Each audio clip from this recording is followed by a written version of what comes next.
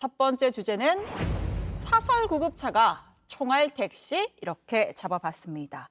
자, 오늘 기사가 참 많이 나서 많은 분들 아시는 뉴스 같은데 5년 전에 가수 G.O.D의 멤버 김태우 씨가 사설 구급차를 타고 행사장에 간 사건이 있었습니다. 전혀 구급 상황 아닌데 마치 구급차를 택시처럼 이용을 한 거죠. 자, 40대 운전기사가 실형 선고받았습니다. 구체적으로 어떤 사건이었습니까, 박사님? 2018년 3월 16일에 발생한 사건인데요. 예.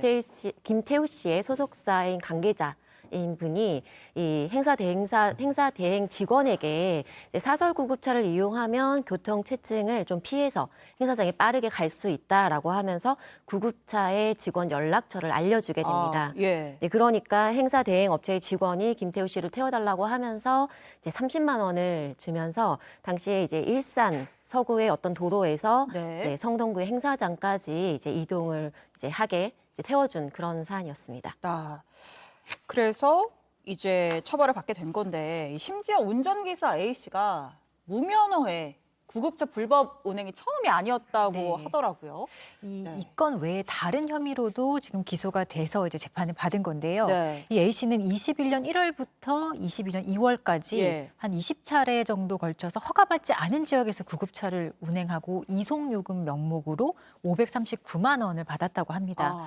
그리고 더 황당한 것은 21년 8월에는 음주운전으로 적발이 돼서 면허가 취소가 되거든요. 네. 근데 면허가 취소되면 무면허 상태잖아요. 네. 그 무면허 상태에서도 이 구급차를 계속 운전을 했다고 합니다. 그래서 그러니까요. 무면허 한 반년을 운전도 더. 예. 또 추가가 됐습니다. 그리고 또 이전에 전과도 있었던 것 같아요. 누범이라고 해서 예. 그 3년이 지나지 않는 경우, 형을 다 집행 종료하고 3년 지나지 않은 경우에 그때는 더 장기라 그래서 형의 그 높은 형에 가중되는 그런 게 있거든요. 그래서 누범 기간 중에 또 이런 무면허 운전을 저질렀고 또 좀 반성하지 않고 변명하지 않는다라는 그런 그 판결 이유가 들어가 있습니다. 그래서 엄벌할 필요가 있다라고 해서 최종적으로 징역 1년 6개월, 벌금 200만 원이 선고가 됐고요. 네. 이 김태우 씨 사건 같은 경우는 이 차량에 사설 구급차에 탄 김태우 씨와 또 이 김태우 씨를 태우고 직원 있죠. 네. 이 사람들에게도 응급의료에 관한 법률 위반 혐의로 약식 기소가 됐고요. 네. 김태우 씨 같은 경우는 벌금 500만 원이 이제 아. 약식 명령으로 나왔다고 합니다. 무면허로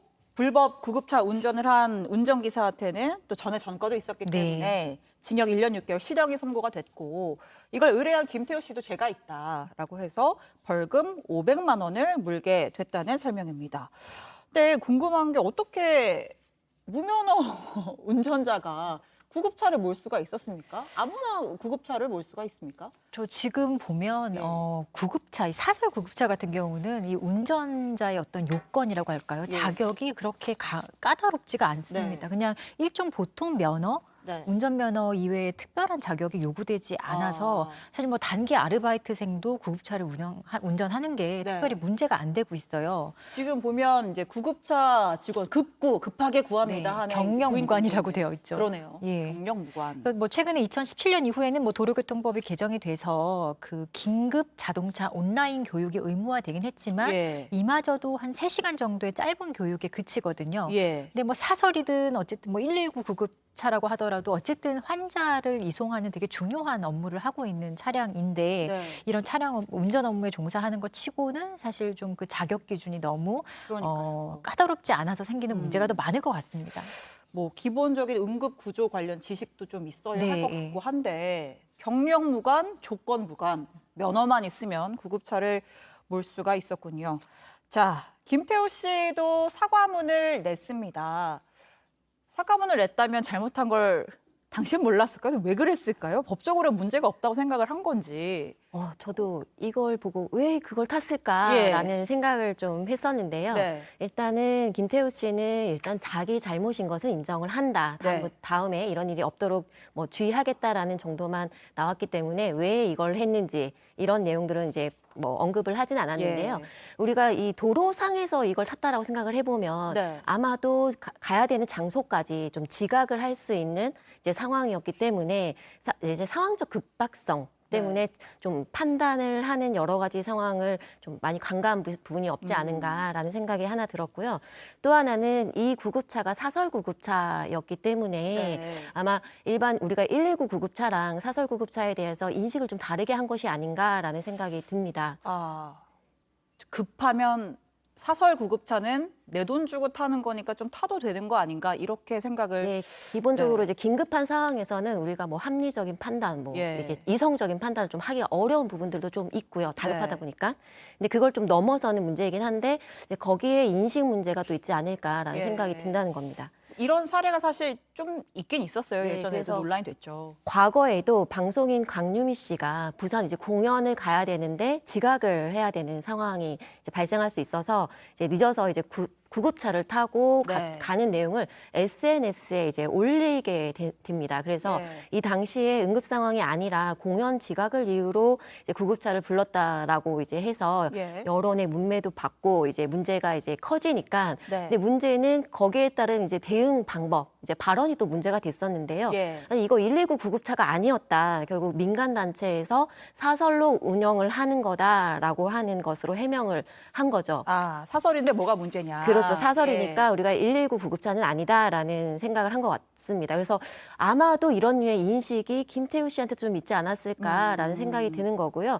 당시에 김유미 씨의 소속사도 마찬가지로 아니 수능 때도 보면 우리가 학생들도 늦으면 사설 구급차 태워서 많이 보내더라. 예. 근데 약간 뭐가 문제냐? 그래서 우리도 그렇게 했다라는 식의 해명을 해서 더욱 이제 논란이 가중되었습니다. 그렇죠. 변명하지 않고 여지없이 죄송하다라고 했다면 사실 뭐 조금만 욕먹고 넘어갈 수 있었을 텐데 10년 전 일이긴 하지만 그랬던 적이 있었군요.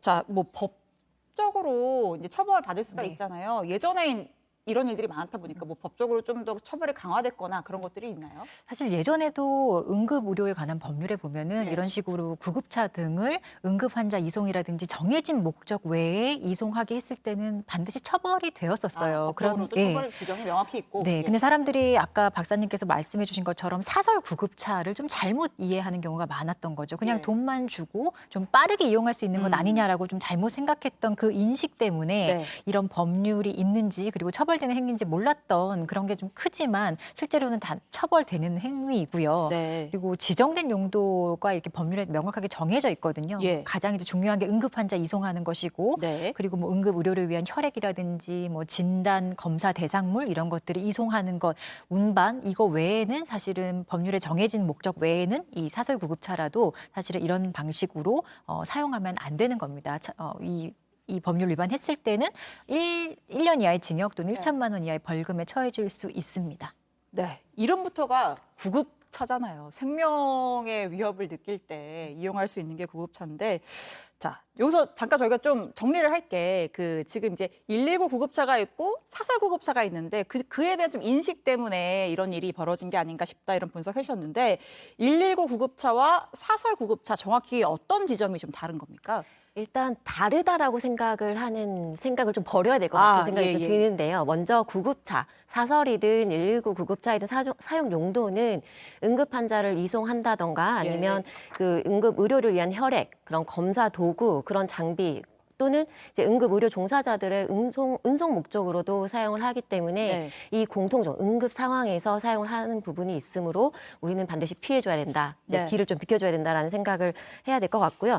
차이점이라고 하면 119 구급차의 경우에는 각 지역 소방 소속에서 이제 관할 되어 있기 때문에 이 관할 지역을 벗어날 수가 없다라는 특성이 있습니다. 물론 이제 그 차량의 외형이라던가 뭐 그런 부분들이 이용료라던가 좀 다른 부분들이 있기는 한데요. 그것보다는 우리가 응급 환자를 이송할 때 사실은 서울에서 지방에서 서울로 이송하기가 좀 어렵다라는 부분이죠. 이제 그런 경우에는 이제 사설 구급차를 이용하게 되는데요. 그러니까 비교적 장거리를 좀 이동해야 된다던가 소방 관할이 아닌 상황에서 그리고 응급이 아닌 상황에서도 우리가 환자의 어떤 치료나 뭐 수술 목적으로 또 병원을 이동하기도 하잖아요. 그렇죠. 뭐 거동이 불편한 어르신이라든지. 네, 맞습니다. 그런 경우에 이제 장거리를 이동할 수 있다라는 그런 차이가 있습니다. 알겠습니다. 자, 예전에요. 그런 일들이 있었어요. 그러니까 구급차는 구급차인데 환자를 안 태운 상태에 그러니까 한마디로 운전기사만 있는 구급차가 사이렌을 켜고 이제 경광등 켜고 달리는 그런 경우가 있었습니다. 그래서 영상을 좀 준비를 했는데요. 고속도로 터널이잖아요. 2차선이고 구급차가 막 경광등 켜고 사이렌 울리면서 가니까 차들이 막 양보를 해줬단 말이에요. 길도 뚫어주고. 자, 그런데 이 양보해준 운전자가 휴게소에 딱 들어가니까 구급차가 저렇게 떡하니 주차를 하고 있던 거죠. 양보 빨리 가라고 해줬더니 휴게소에. 자, 다음 영상도 좀 준비를 했는데요. 역시 사이렌 켜고 달려와서 길을 비켜줬단 말이죠. 우리나라 시민의식 대단하지 않습니까? 자, 그런데 저렇게 중앙선을 이렇게 가로질러서 달려갔던 구급차가 카페 앞에 주차가 되어 있는 거예요. 알고 보니까 7분간 머물러서 커피를 사가지고 운전자가 나오더란 말이죠. 양보해준 사람 입장에서는 진짜 좋은 마음으로 양보를 했는데 얼마나 사실 화가 났겠습니까? 저런 경우에, 그러니까 환자가 없는데 경광등 켜고 사이렌 켜고 달린 경우 이것도 처벌할 수 있습니다. 네, 이것도 도로교통법상의 구급차를 긴급한 용도로 운행하지 않을 때는 저런 방식으로 경광등 켜거나 사이렌 울리면 안 되거든요. 네. 그런데 결국에는 뭐 커피를 마시기 위한 목적이었다면은 그렇죠. 긴급하지 않은 상황이 너무 명확한 거죠. 그리고 만약에 이제 저 차량 안에 뭐 다른 누군가 타고 있었거나 예. 이런 것들이 또 확인이 된다면 그거는 사실 목적 외에 이용이 될 수도 있기 때문에 네. 아까 말씀드린 응급의료에 관한 법률에 따라서 처벌받을 수도 있습니다. 역시나 처벌이 가능하다. 제가 지금 저희 뭐 댓글 주신 분들 보고 있는데 댓글에 저런 일 자꾸 벌어지면 누가 구급차 보고 양보해 주겠냐, 부작용이 커진다. 네, 이런 지적 저희 좀 참고할 만한 것 같습니다.